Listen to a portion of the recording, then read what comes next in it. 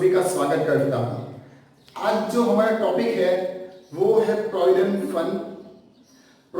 Fund contribution, provident fund का investment and जो provident fund investment है उसके ऊपर इंटरेस्ट। फ्रेंड्स, ये जो कंसेप्ट है प्रोविडेंट फंड के चार कंसेप्ट, तो जो स्टूडेंट्स होते हैं इसमें कंफ्यूज होते रहते हैं कि प्रोविडेंट फंड कहाँ लिखेंगे। एक्चुअली प्रोविडेंट फंड होता क्या है, उसमें प्रोविडेंट फंड में ये वापस कंट्रीब्यूशन किया गया, प्रोविडेंट फंड का इन्वेस्टमेंट भी आ गया, प्रोविडेंट फंड के इन्वेस्टमेंट पे इंटरेस्ट भी आ गया। तो ये सब कहाँ जाएगा, एंट्री कहाँ देंगे, हमारे अकाउंट में तो ट्रेडिंग भी अकाउंट आएगा, पीएनएल भी आएगा, पीएनएल अप्रोप्रिएशन आएगा, पार्टनर्स कैपिटल अकाउंट आएगा एंड बैलेंस शीट आएगा। सबको कहाँ कहाँ एंट्री डालेंगे फ्रेंड्स, सब कंफ्यूज हो जाते हैं। इस कंफ्यूजन को मैं आज टोटली क्लियर कर दूंगा। आप कभी नहीं भूल पाओगे कि ये जो चार कंसेप्ट है पीएफ के वो कहां जाएंगे। ओके फ्रेंड्स, तो सबसे पहले ये जो प्रोविडेंट फंड वाले कंसेप्ट है वो एक आएगा पीएनएल में और दूसरे आएंगे बैलेंस शीट में। अब पीएनएल में कौन सा आएगा और बैलेंस शीट में कौन सा आएगा उसके लिए मैं यहाँ पे लिख देता हूं। सपोज करो मैं पहले यहाँ पे जो अकाउंट बना है PNL account, profit and loss account. Okay, one is the debit side and one is the credit side. सब नहीं लिखना होता है पापा, कल मैंने बताया था पापा पर्टिकुलर अमाउंट छोड़ो, उसको टाइम वेस्ट नहीं करना है। सबसे पहले प्रोविडेंट फंड सबसे पहले चलो बैलेंस शीट भी बना देता हूं। सपोज करो यहाँ बैलेंस शीट बना रहा हूं मैं, बैलेंस शीट।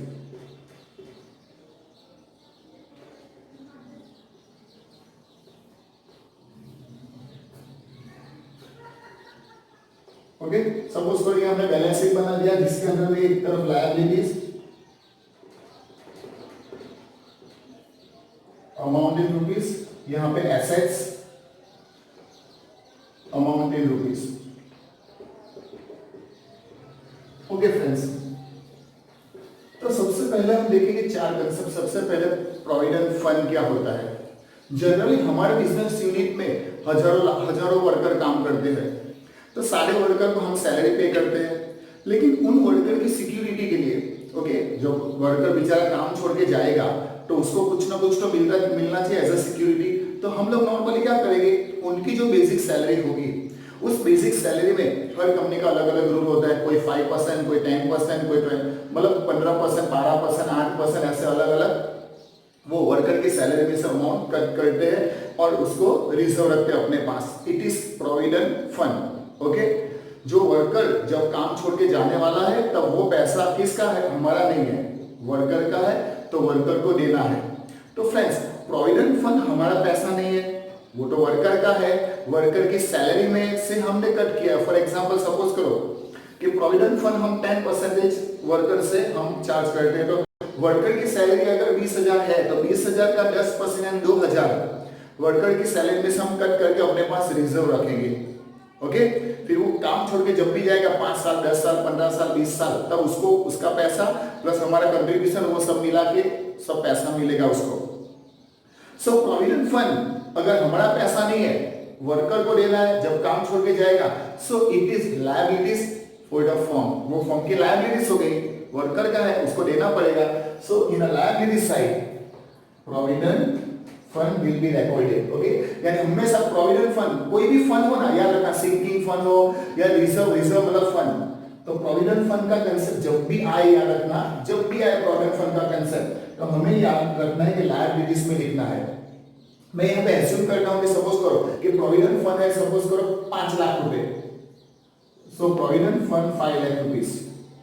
ओके ना फ्रेंड्स, अब ये जो 5 लाख रुपए प्रोविडेंट फंड के जो वर्कर का है, हमारा है नहीं, तो उसको बिजनेस में रखना मतलब रिस्की है कि चलो बिजनेस में है तो यूज हो जाएगा, या तो फिर चोरी हो जाएगा, या तो उसको संभालने का मतलब थोड़ा टेंशन, या तो वो इंक्रीज तो होने वाला है नहीं। तो हम सोचेंगे कि वो 5 लाख हमारे ड्रॉअर में रखने से, हमारी तिजोरी में, हमारे लॉकर में रखने से बेटर क्यों ना हम इसका इन्वेस्टमेंट करें, या तो बैंक में फिक्स डिपॉजिट रख दें। तो हमने यही प्रोविडेंट फंड 5 लाख रुपए हमारे पास नहीं रखे, वो 5 लाख रुपए हमने suppose for state bank of India में हमने इन्वेस्टमेंट कर दिया। So investment of a provident fund, ये दूसरा कंसेप्ट आपके लिए। इन्वेस्टमेंट हमारे लिए लायबिलिटी, वही प्रोविडेंट फंड को हमने सॉरी प्रोविडेंट फंड लायबिलिटी, वही प्रोविडेंट फंड को जब बैंक में इन्वेस्टमेंट कर देंगे, okay, investment it is the asset for the firm, यानी इन्वेस्टमेंट हमारे लिए एसेट हो गया, अगर एसेट हो गया तो एसेट साइड, सो यहाँ पे कंसेप्ट इन्वेस्टमेंट मैं शॉर्ट में लिख रहा हूँ, इन्वेस्टमेंट ऑफ प्रोविडेंट फंड, हमने वही 5 लाख रुपए हमने बैंक में डिपॉजिट कर दिया ताकि हमारा रिस्क भी डिक्रीज हो गया, प्लस बैंक वाला अपना पैसे पे इंटरेस्ट भी हमें देने वाला है, ओके। नाउ अब ये जो प्रोविडेंट फंड जो है हर महीने हम वर्कर के सैलरी में से कट करेंगे, उसमें से कुछ परसेंटेज जो अलग अलग कंपनी, जो अलग अलग बिजनेस, अलग अलग फर्म अलग अलग परसेंटेज के हिसाब से कंट्रीब्यूशन देते हैं। प्रोविडेंट फंड कंट्रीब्यूशन मींस अगर हम ऑनर है तो वर्कर की सैलरी में जो पैसा कट किया प्रोविडेंट फंड, उसमें हम अपना शेयर भी देंगे, यानी ऑनर अपने प्रॉफिट में से कुछ शेयर देगा प्रोविडेंट फंड में, it is the contribution of provident fund. तो ये फर्म के लिए हमारे लिए क्या हुआ, लॉस यानी एक्सपेंस, और एक्सपेंस और लॉस हुआ फ्रेंड्स, तो हम प्रोविडेंट हमारे लिए प्रॉफिट एंड लॉस अकाउंट में डेबिट साइड जाएंगे, all the expenses and loss आए डेबिट से, यानी जब भी कंट्रीब्यूशन आए, हम ऑनर है, हम कंट्रीब्यूशन देंगे प्रोविडेंट फंड में, यानी हमारे लिए लॉस एक्सपेंस ही है, ओके। सो कंट्रीब्यूशन वाला कांसेप्ट जब भी आएगा पीएनएल में debit side, contribution to provident fund, suppose कर प्रोविडेंट फंड में हमने 20,000 कंट्रीब्यूशन दिया तो 20,000 का हमें लॉस हुआ, ओके। अभी ये जो इन्वेस्टमेंट किया हमने प्रोविडेंट फंड का, कांसेप्ट नंबर 4 इंटरेस्ट, बैंक में पैसा है तो इंटरेस्ट भी तो देगी बैंक, तो 5 लाख रुपए पे सपोज करो हमें 8% इंटरेस्ट मिल रहा है, फिक्स में रखा है 8% इंटरेस्ट देने के लिए उन लोगों ने कहा, तो वही 5 लाख एक साल हमारा बैंक में रहा तो 5 लाख पे 8% इंटरेस्ट मिलेगा फ्रेंड्स। 5 लाख पे 8% मतलब कितना होता है पता है आपको, 4,000। कितना होगा, 4,000, क्योंकि देखो 10% मतलब 50,000, सॉरी 40,000, 10% मतलब 50,000, ओके। सो कैलकुलेटर आप यूज कर सकते हो, अगर 8% होगा तो 40,000 होगा इंटरेस्ट पूरे साल का, हाँ। सो 5 लाख के ऊपर 8% हुआ 40,000, देख लो, ओके।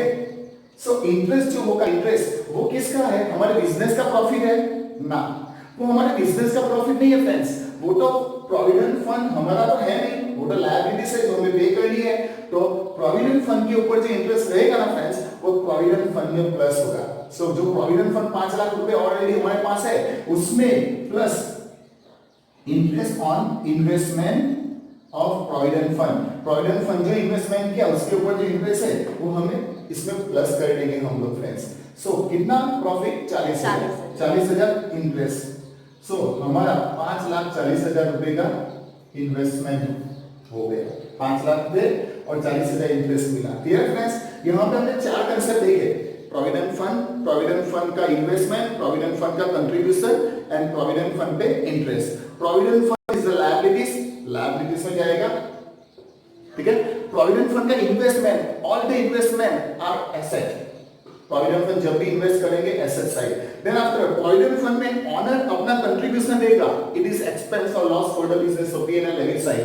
और इन्वेस्टमेंट जो किया पे प्रॉफिट हमने प्रोविडेंट फंड का, तो उसके ऊपर इंटरेस्ट, बिजनेस का अगर प्रॉफिट होता, याद रखना, अगर वो बिजनेस के लिए प्रॉफिट है तो हम लिखते हैं यहाँ पे और पीएनएल में क्रेडिट साइड लिखते हैं, लेकिन फ्रेंड्स ये जो है वो हमारे बिजनेस का नहीं है, हमारे लिए लायबिलिटीज का वो है इनकम। सो हम लोग इसे लायबिलिटीज में इंटरेस्ट को प्लस कर देंगे, ताकि 5 लाख रुपए हमारे ऑनर के जो हमने सेव किए थे प्लस 40,000 रुपए interest.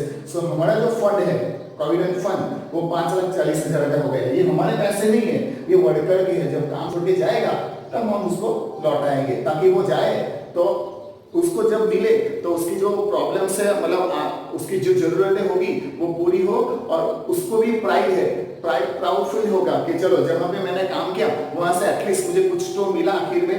So friends, it is a security of the employ, okay. I hope ये चारों कंसेप्ट आपको पता चल गए होंगे, ओके। नेक्स्ट कंसेप्ट में मिले, तब तक मैं जीत टेलर, ओके, आपसे जानने की इजाजत चाहता हूं। कोई भी डाउट हो आप कमेंट कर सकते हो, मैं आपके हर डाउट को सॉल्व करूंगा। ये भी कमेंट में ही आया था कि सर प्रॉफिट पीएफ वाला कंसेप्ट समझाओ, इसलिए मैंने आपके लिए प्रेजेंट किया, okay. So friends, bye bye.